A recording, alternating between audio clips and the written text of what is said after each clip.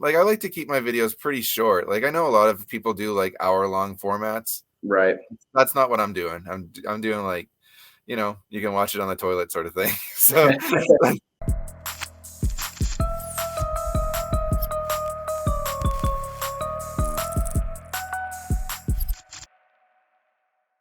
hey guys, welcome to Inside Comics. Really quick, if you like this kind of content, make sure you subscribe and tell a friend about it. Today I'm joined by Josh Nealis, Cutthroat Comics CEO, writer of Turkey Sharks. And Josh, thanks for being on the show. Absolutely, man. I appreciate you having me. So Josh, you've done a few Kickstarters. You got a new one out for this book. I'm wondering if you can tell me some things that you've learned along the way with as far as like launching Kickstarters and what you're doing kind of differently this time.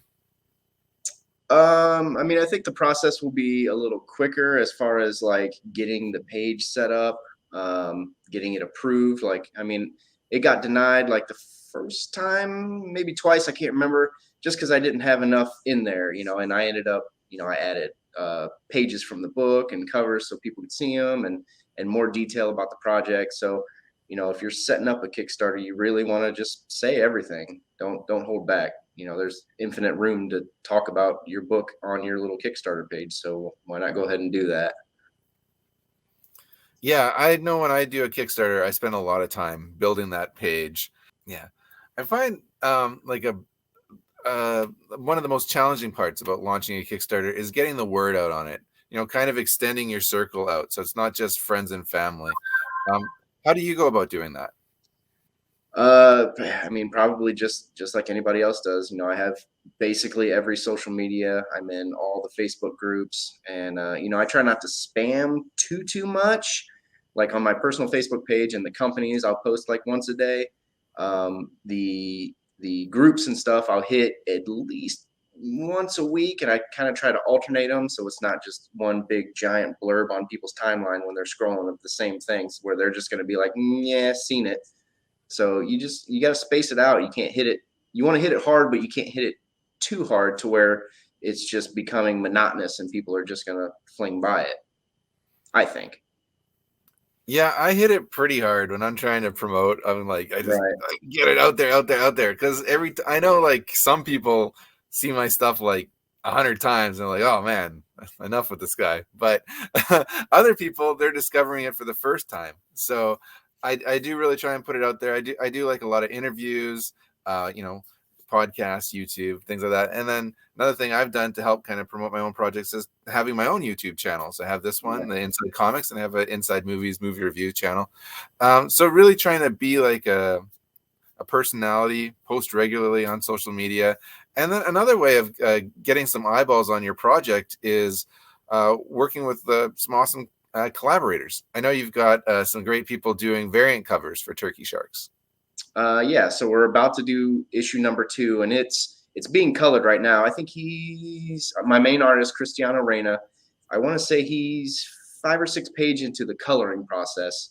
And then Sean Forney and Rodney Fike are doing one cover, and it's awesome. I saw the inked today, or I think it was fully inked, and it's sweet for 90s kids. It's going to be for you. And then Tyler Haddix is doing another cover. I haven't seen his idea yet, but I'm hoping to have it all completed by the time the Kickstarter launches. I like to have the book done. That way, as soon as the Kickstarter's over, Kickstarter puts the money in my account. I go to print. As soon as the book comes in, it ships. I mean, as fast as I can do it. So. Right. And did you have Brian Silverbacks working on a cover as well? Yeah, he did a variant cover of issue number 1, as well as Chris Madd did a variant cover of issue number 1. And we had a Kickstarter exclusive cover that Cristiano did, and it was like a Breakfast Club spoof. So we have 4 covers of issue 2 as well, and one of those will be a Kickstarter exclusive. Awesome. And anybody looking to back the Kickstarter, they'll be able to get the issue 1 book and the issue 2 book in this current Kickstarter? Yeah, it seems like what people do when they're doing these things is So it was Turkey Sharks #1 was the first one. This will be Turkey Sharks 1 and 2, basically. So yeah, you'll absolutely be able to get that. And I haven't decided if I want to put the #1 variants on there or not yet. I think I probably will at least put that in the add-ons or something, so people can get those, because I do still have a few. Yeah, I know Brian Silverbacks and Sean Forney a bit. I've had them on the show before, and great dudes. Mm-hmm. Yeah, so yeah, that's another great way of kind of expanding your reach when you're trying to promote your Kickstarter, is having those variant covers by some established artists that that can help get the word out on your book. Yeah, I mean, it's having that. those, But for all my books, I've worked with, basically Cristiano has done all the comics so far, and for me to get to work with other creators, as far as at least doing a cover with them, because a lot of these dudes, I've met them, I like them, I want to work with them, and I think their art is great, and that's what I do when I go to cons and stuff, and I walk around before the show starts. I'm looking at other artists, I'm checking out their work, and I'm going, all right, this dude's got the chops that I want. I'm scouting people, to come and work on my projects for me. So that's how I've met pretty much most of these guys. I've never actually met Brian in person, but his art is top notch. So I definitely wanted him. awesome. Can you tell me a little bit about what Turkey Sharks is about?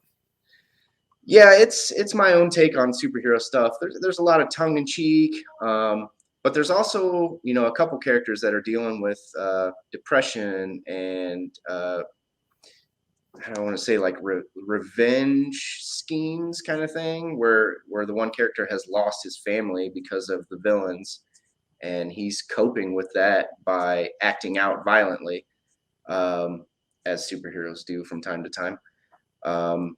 And then of course, yeah, one of them's dealing with like some heavy depression and alcoholism and stuff like that, which I know some comics have hit on that, but I've never hit on that in a comic book. So this is my take on that.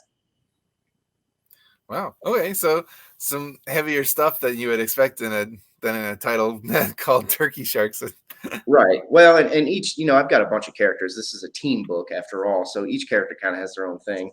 Like Blasphemer is a gay Amish superhero, and he's very, thine and thou art and all that.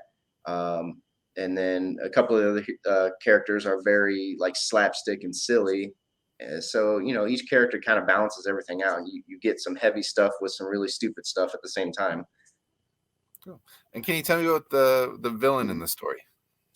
So in this one, it takes place after issue 1, and I don't want to give too much away, but issue 1 was like Snapdragon, who was like the main alien threat to the planet, and he has his little story arc in that. In this one, Blasphemer and Pedo Man face off against Redneck Ninja. That's kind of the main kind of battle, while Stingray goes after what's left over of the alien horde that attacked the planet. They're now in like camps hidden among the city, and he's going after them to get his revenge. Right on. Yeah. It sounds like a super cool project. Yeah, so I've included a link to Turkey Sharks Kickstarter for issues 1 and 2. So go out there and click that link and support Josh's project. Josh Nealis, I want to thank you for being on Inside Comics, and I'll catch you next time. Absolutely, Peace. man. Thank you.